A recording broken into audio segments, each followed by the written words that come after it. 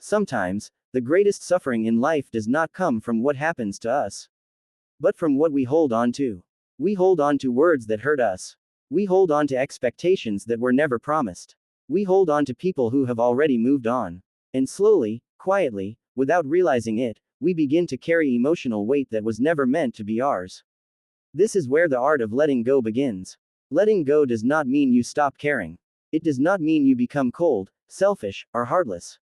It simply means you stop sacrificing your peace for things you cannot control. In this first story, we explore how suffering often begins, not because we are weak, but because we care too deeply, too endlessly, and often in the wrong direction. Story 1. The Rope That Burned the Hands. There once lived a man named Elias, known in his village as someone with a kind heart. Whenever someone was in trouble, Elias was there. When people needed money, he gave it. When they needed time, he gave more than he had. When they needed someone to listen, he stayed, even when he was exhausted. At first, everyone admired him. They called him generous. They called him selfless. They called him good. But slowly, something began to change. Elias started feeling tired all the time. Not the kind of tired sleep could fix, but a deep tiredness in his chest.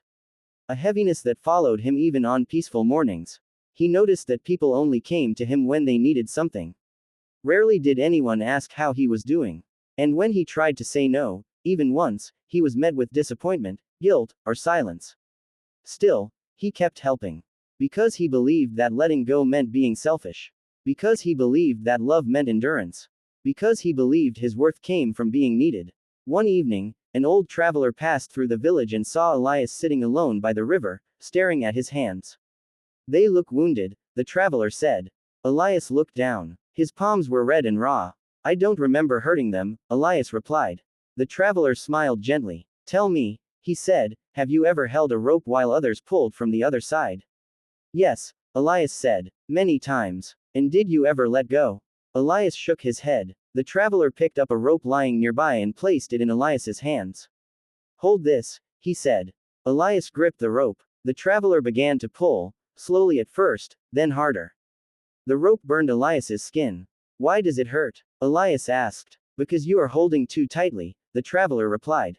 "But if I let go," Elias said, "won't the other side fall?" The traveler stopped pulling and looked into his eyes. "Sometimes," he said softly, "the pain is not caused by the rope, but by your refusal to release it." At that moment, Elias loosened his grip. The pain stopped. The rope fell, and something inside him felt lighter than it had in years. Reflection. Many of us live like Elias. We hold emotional ropes tied to other people's expectations, problems, and disappointments. We keep pulling, even when our hands are bleeding. We tell ourselves that endurance equals love. That sacrifice equals loyalty. That letting go equals failure. But this belief quietly destroys our peace. Letting go is not abandonment. It is self-respect. You are not responsible for saving everyone. You are not required to carry every burden placed in front of you. You are not cruel for choosing peace over pain. Sometimes, people do not need your suffering, they need your boundaries. Why we suffer for others? We suffer for others because we fear rejection. We fear being seen as selfish. We fear being unloved. Many of us were taught, from a young age, that being good means pleasing others. That love must be earned through sacrifice. That saying no is wrong. So, we learn to silence ourselves. We say yes when our hearts say no. We stay when we should walk away. We carry emotional weights that do not belong to us. And slowly, we lose touch with ourselves. Letting go begins the moment you realize this truth. You can care without carrying. You can love without losing yourself. You can help without hurting yourself. The invisible cage. Emotional suffering often feels like a cage, but one without visible bars. From the outside, everything looks normal.